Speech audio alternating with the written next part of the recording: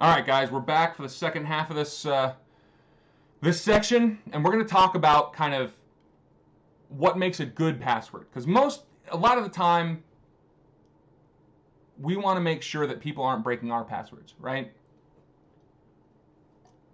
We want to make sure that our Facebook accounts are secure. We want to make sure that if we have a Facebook account, even if the bad guys get a hold of Facebook's hash list, none of those techniques we talked about before are going to be able to break our password, and they're going to be stuck with only the hash, and they're not going to be able to figure out what input creates that hash. Okay? First thing we can do, make sure our password is long. Modern day computers can brute force a password if it's very short in a very fast amount of time. So if you have a 5-character password, I can brute force that no problem. Even up to the point, it's getting to the point now where even an 8-character password is theoretically brute forceable. So we want to make sure our passwords are longer than 8 characters. Okay? Personally, I think 10 is a good number in the early 21st century. You know, if you're watching this video 20 years from now, you're going to be like, oh, computers these days, they're so fast, they can brute force a 12-digit password. That's ridiculous. Come on. Make sure your passwords are different for different systems.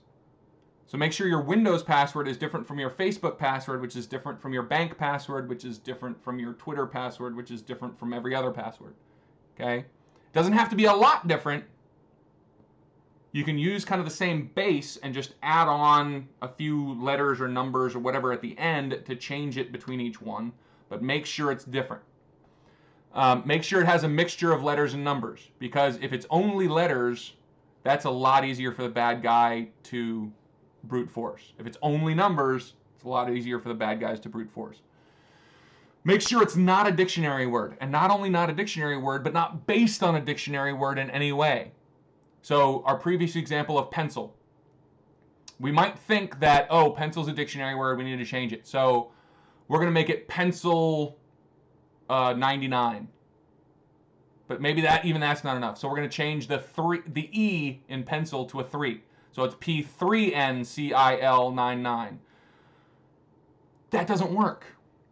With those rule-based attacks, if pencil is in the dictionary, it's going to try pencil 01 through pencil 99, and it's going to try replacing all the E's with 3's. It's going to try replacing all the L's with 1's. All those things that are kind of common replacements don't actually make your hashes harder to figure out. As long as your password is based on that dictionary word, in this case pencil, it's incredibly easy to crack.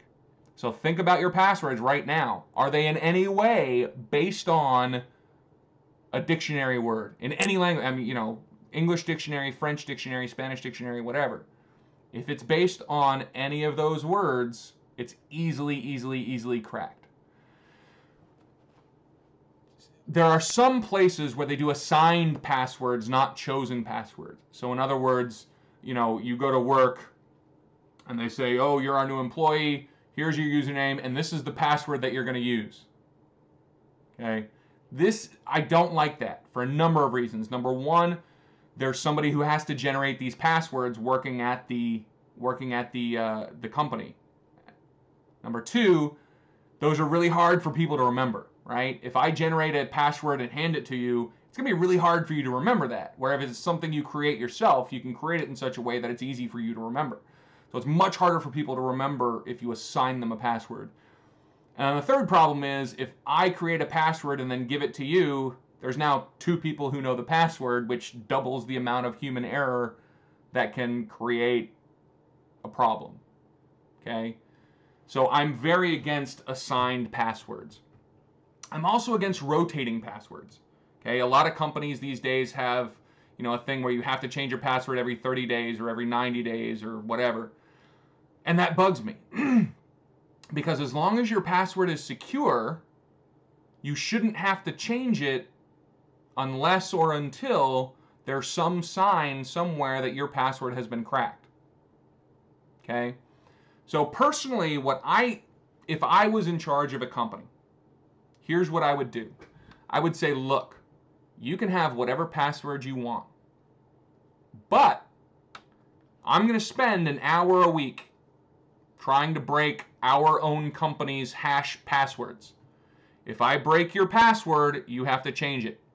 If I can't break your password using my dictionary, using my rule-based attacks, using, I know what I'm doing. I'm going to try and crack your password. If I can't do it, you can keep that password for as long as you want until we get some other outside information that your password has been cracked. There's actually a website called Have I Been Pwned? Okay? It's HAVEIBEENPWNED, I think.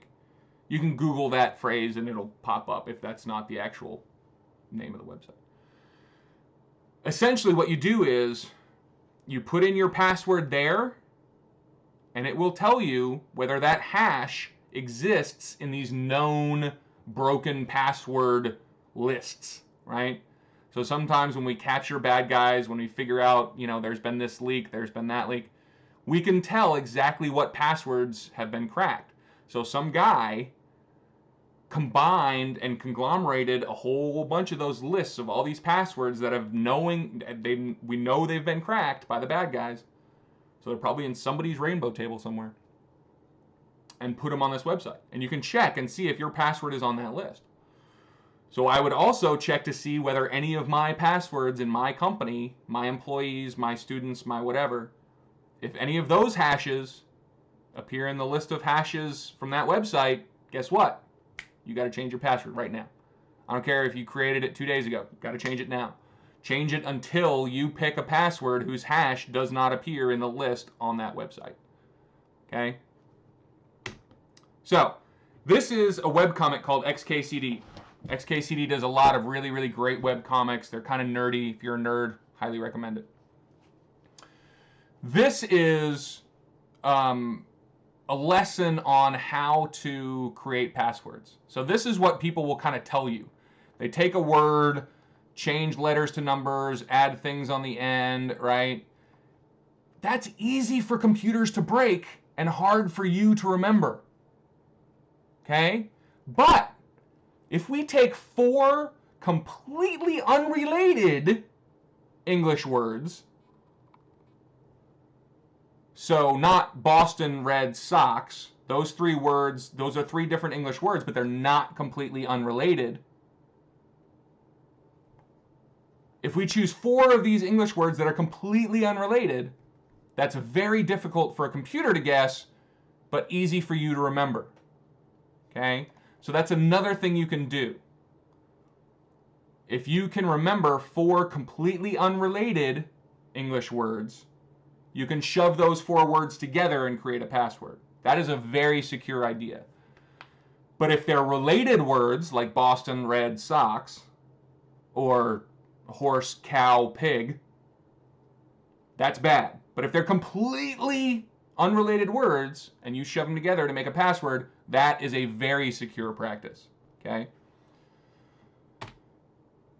So, let's make sure that every company has password guidelines. Doesn't just allow you to choose any password you want, right? Because people will choose 5-digit passwords. There are people whose passwords are 1, 2, 3, 4, 5. Hate to say it, they exist. Don't let people choose that as a password. If you're in charge of a company, if you're in charge of an organization, if you have any say in what the password policies of that organization are, make sure guidelines exist. They need to be at least 8 characters, probably more like 10 in the 21st century. If you try if you try to log in on our actual server, if you fail a certain number of times, it can be 3 times, 5 times, 10 times, whatever. If you fail a certain number of times, you get locked out of the system. Because if you don't have that policy, people can do a dictionary attack without even the hash. I mean, think about it. If I can just try password after password after password after password after password, and you don't lock me out after a certain number of attempts, right? I can put in your username and then run my entire dictionary in the password slot until one of them works.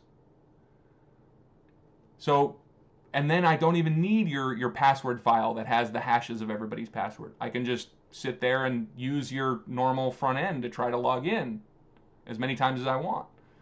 So like with cell phones these days, with cell phones, most of the time, if you fail to input the correct password 5 times or 10 times, it will lock you out of the phone for 5 minutes. If you then fail again, it'll lock you out for 10 minutes. If you fail again, it'll lock you out for 30 minutes. And the amount of time you're locked out increases the more you fail. Another big thing is have encryption. Have encryption with everything. There is no data so unsecure as it needs to be unencrypted. Encrypt everything. When your thermostat talks to your cell phone, because it's a smartphone and a smart thermostat, encrypt that traffic. When you're at the grocery store and you use your web-enabled refrigerator to look and see if you have any milk left, encrypt that traffic. When you're running a business and you have an internal network where you're passing information back and forth from one computer to another within the company, encrypt that traffic. Make sure everything's encrypted and make sure it's all encrypted well. Don't use an old encryption scheme. Use one of the newer, one of the really good ones that is really hard to break. Encrypt everything. I don't care how innocuous that information is. Encrypt everything. Don't rely on application passwords. So if you have really sensitive information on a certain computer and that computer has Windows 10, do not rely on the Windows 10 password system. Create your own piece of software or find a highly respected piece of software that you can add on to Windows to be an embedded but separate password process. Right? They make programs for Windows that are more robust than the Windows password requirement, because the Windows password requirement, lots of hackers know the passwords around those. But if you have this standalone program, either that you've written or that you found somewhere else, those are much more difficult to break into. Have anti-sniffer software. If somebody is listening to your network traffic, you should know about it. It's hard to find. They're very difficult to figure out when somebody is listening to your network traffic, but they do make software that will tell you if somebody is sniffing your network traffic. Have that run. But the most important thing, please, please, please, please, is education, education, education. Teach your students about proper password security. Teach your coworkers. Teach your company, your school, your organization, your family. You need to educate people about what makes a good password, how to store their passwords, how to make sure that their passwords aren't being broken, how to make sure they're not a victim of a phishing attack, how to make sure they're not a victim of a social engineer. All of this training is incredibly important in the 21st century. This isn't the 1970s anymore, okay? We need to teach every single student at every level of school, every single employee of every company, every family member, everyone who we're concerned about. We need to talk to them about security, about watching out for bad guys, about watching out for social engineers, about not clicking that link on the phishing email. That kind of education is incredibly, incredibly, incredibly important today and will only get more important as time goes on. Last thing we're going to talk about is biometrics. Okay, biometrics is essentially using you as your password. Again, the most common way to do biometrics is with fingerprints. You take your finger, you put it on a little scanner, it scans it, says, oh, yeah, that's Kevin, lets you through. The best way to do this is with what's called two-factor authentication. And that's what I was talking about earlier in this section where I said you need to have a combination of at least two of the something you know, something you are, something you have. So with a lot of fingerprint scanners now, what you do is you put your fingerprint down, it scans it, and then you put in, say, a 4-digit passcode. That way it's both something you know and something you are. Two-factor authentication.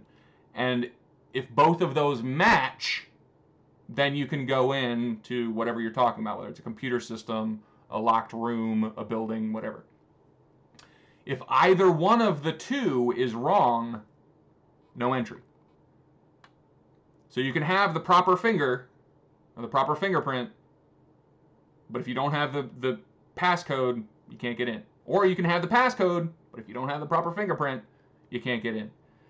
That makes breaking into whatever system we're talking about, again, whether it's a computer or physical, whatever, much more difficult. So with your phone, everybody's cell phone right now, I implore you, please turn on two-factor authentication. If you have a fingerprint scanner on your phone, or a facial scanner, whatever, turn on both that and the numerical PIN code. Have both, okay? But in addition to fingerprints, we can also do facial recognition, okay? With facial recognition, essentially, they're measuring the angle and distance between different features on your face, okay? So the corners of your mouth, the corners of your eyelid, the center of your pupil, all these different pieces of your face, they're measuring the distance and angle between them. And that doesn't change based on if I grow a beard, if I shave my head, if I wear glasses or don't wear glasses, right? Those angles and measurements don't change. So that can be as unique as a fingerprint. Next thing we can do is hand geometry. So it's not necessarily the lines and whorls on the tips of your fingers, it's how long your fingers are, how wide your fingers are, how, basically the shape of your hand. That can be a way that is essentially unique to the individual. An iris scan and a retina scan. These are commonly mixed up, but they are two different things, even though they both involve the human eye, okay? The iris of your eye is the part that gives it its color. So in my case, my irises are blue. I don't know if you can see, but the irises of my eyes are blue. They also have a certain little swirly pattern, right? If you've got a boyfriend, girlfriend, roommate, whatever, ask to look deep in their eyes. You will see that there's a really weird looking pattern within that colored part of the eye. That pattern is unique to the individual, essentially. So if you can, they have mechanical scanners where you put your eye up to the scanner and it scans that color part of your eye and it looks at that pattern that's within that part of your eye, and that is like a fingerprint. It's unique to you. So if you scan and it's that same pattern that you told the computer is you, it'll be like, oh yeah, that's Kevin. We should let him in. The retina is also part of the eye, but it's not the part with the color on the outside of your eye. It's on the inside of your eye at the back, okay? So you have to look through the clear part of your eye in the center into the back of your eye, where there's, the rods and cones. I don't know if you guys remember high school biology, but, in the back of our eye, we have these rods and cones that, the light hits it, and that's the material by which we see by. Those things, the rods and cones and veins and all the other different features of the back of our eye, have a certain pattern. So if we shine a laser right through the pupil of your eye and scan the back of it, that, again, is like a fingerprint where it's basically unique to the individual, and we can scan that and make sure you are kind of who you say you are, okay? Most importantly, though, you have to understand these things are not crack-proof. They're more difficult to crack than, say, a password, but that's not the same thing as crack-proof, okay? They are still able to be broken into. Heck, Mythbusters. Anybody watch that show, Mythbusters? I love that show. They had an entire episode where it was just how to break into these different security things, and one of the things was a fingerprint scanner. And they were able to break into the fingerprint scanner using a fake finger, okay? So these make it more difficult for non-authorized people to get in, but nothing will make it impossible. So in your life, I highly recommend whatever you are really need to be secure about, especially your cell phone, but also your desktop, laptop computers, any private information, you know, credit card numbers, if you store anything like that, make sure you need at least two-factor authentication to get into those devices or that storage, those things. Okay, that's the end of the last piece of this. Thank you very much for watching.